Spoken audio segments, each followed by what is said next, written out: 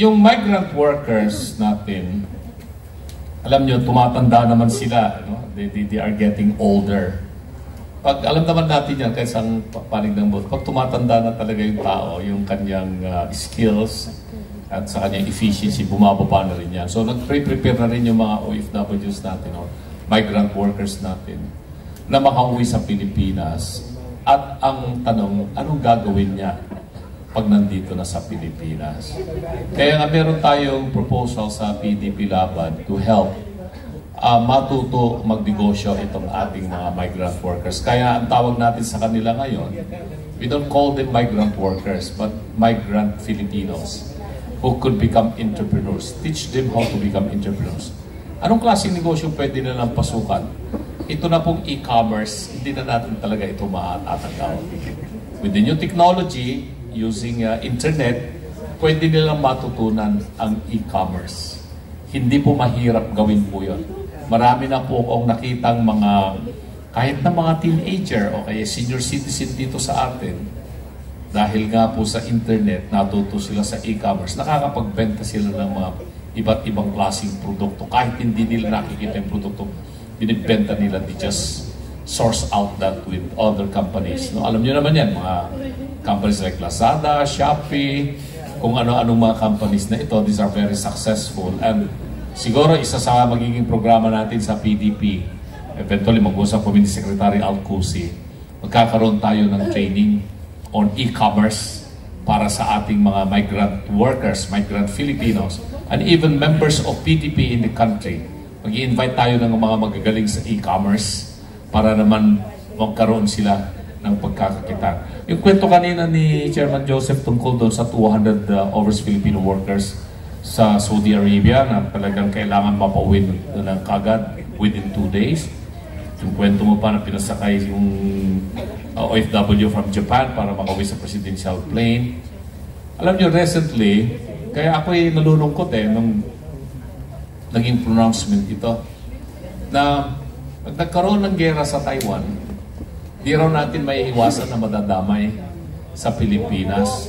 Kasi meron tayong 150,000 plus na mga overseas Filipino workers in Taiwan. So, anong ibig sabihin nun? Tayo ba'y magpapadala ng sundalo sa Taiwan at magiging-paggera tayo sa Taiwan para ilikas? May salba natin yung 150,000? O, di ba ang solution doon, dapat pauwi sila? To bring them home in the Philippines, in their homeland. Ayaw nilang manatili doon sa Taiwan na may gera. Hindi nila i-appreciate yung padala mong 10,000 Pilipinong sundalo sa Taiwan para sila mag-protest. Kung may gusto may gera sa lugar natin. I hope that is not the mindset of our people in government now. No? Masalimot yung issue na yan, pero I just want to emphasize na it is not right that ang bansa natin isusuong natin sa isang digmaan na wala naman tayong pakialam sa kanilang problema tungkol sa teritoryo ng China at sa Taiwan. Hindi, hayaan na lang natin yan.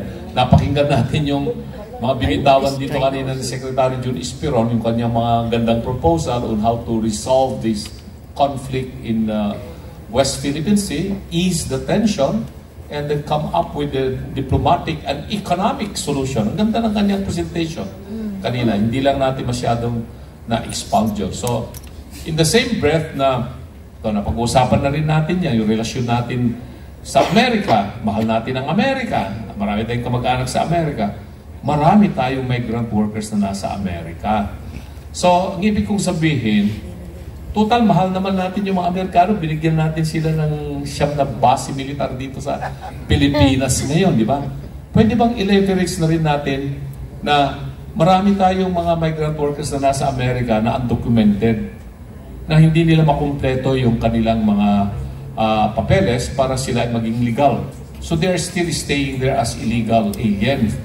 Pwede namang mapakiusapan siguro ng gobyerno ng Pilipinas na dito naman yung mga base militar, tulungan nyo naman yung mga migrant workers namin dyan, ma-fast track yung kanilang documentation process para hindi sila umuwi dito sa Pilipinas at mapabalik sila rito o whatever. Or, huwag naman masyadong itaas yung tariff natin, 19%. Ano ba yan?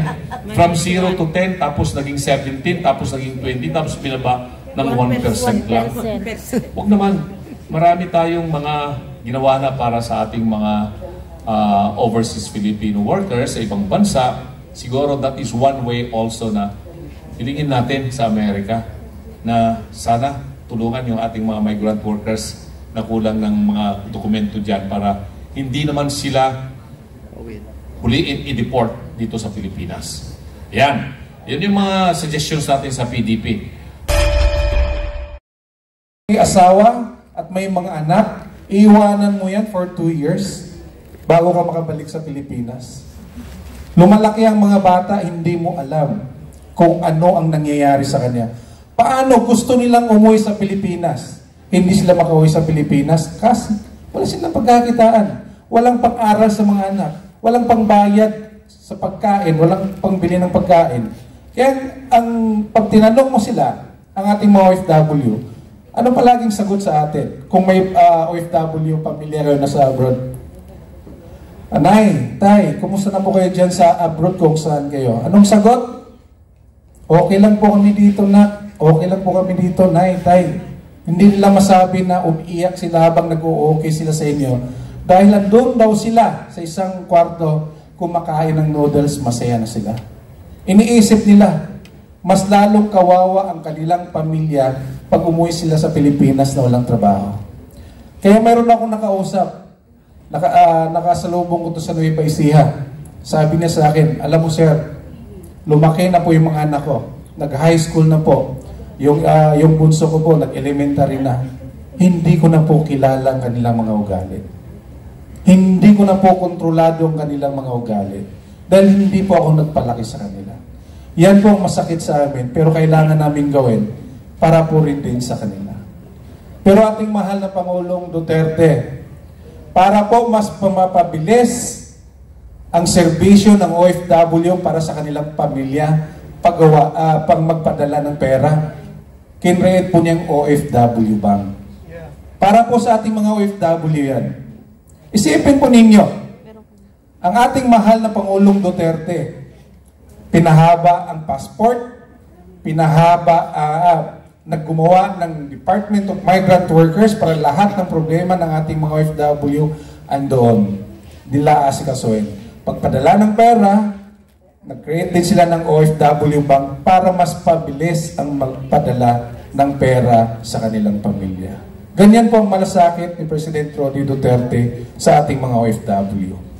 At pang-apat po na ginawa ng ating mahal na Pangulong Roddy Duterte sa mga OFW Hospital. Alam niyo po, napakahalaga po sa mga OFW ang OFW Hospital. Bakit? For example, meron akong kasama, advocates din to, OFW. Nung hinatid daw siya ng tatay niya sa abroad, sa airport, mag-abroad siya, malakas pa po siya. Ang tatay pa daw niya nag-drive para ihatid po sa airport. Pero nung panahon na siya ay gusto nang bumalik sa Pilipinas, wala na po ang kanyang tatay. Ibig sabihin, siya tumanda na rin. So, ibig sabihin, kung 20 years old siya, umalis sa Pilipinas para mag-abroad, pagpalagay na natin ang edad niya nasa 50 na pagbalik sa Pilipinas. Ubos na po ang kanyang energy, lakas, at oras sa abroad na hindi po niya nakasama ang kanyang tatay. So ngayon, yung OFW Hospital, ang purpose sana niyan, lahat ng ating mga OFW na may sakit, sila dapat ang priority doon sa OFW Hospital. Ganyan po ang malasakit ni PRRD para sa ating mga OFW. Kaya natin binabalikan ng mga ganitong kwento. Mga batas ginawa ni PRRD tulad ng pinahabang passport, DMW, OFW Bank, OFW Hospital. Lahat po yan napaka-importante sa ating mga OFW. Ngayon, tingnan natin kung ano ba ang ginawa ng kasalukuyang administration para sa ating mga OFW. Meron ba? Wala. Wala. Tinakot pa. Tinakot pa. Alam po ninyo, Sa dami kong nakausap mga OFW, ang sinasabi nila, sana bumalik na si tatay. Dahil kay tatay lang namin naramdaman ang totoong serbisyo at pagmamahal para sa ating mga OFW. Kaya po sa amin sa PDP Laban, bilang chairman ng Migrant Filipinos, sana po gusto ko yung 20% discount na sinabi kanina ni Commissioner, na sana po ang ating mga OFW, mayroon lang silang card, katunayan na OFW sila. Binigyan nga senior citizen binigyan nga PWD.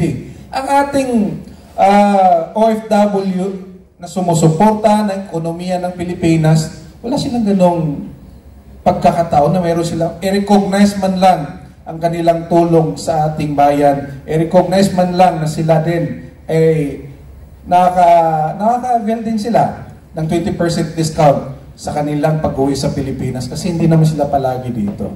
So sana sa atin sa PDP Laban, Secretary, masama natin na magkaroon din ng 20% discount ang ating mga OFW. Maraming salamat po.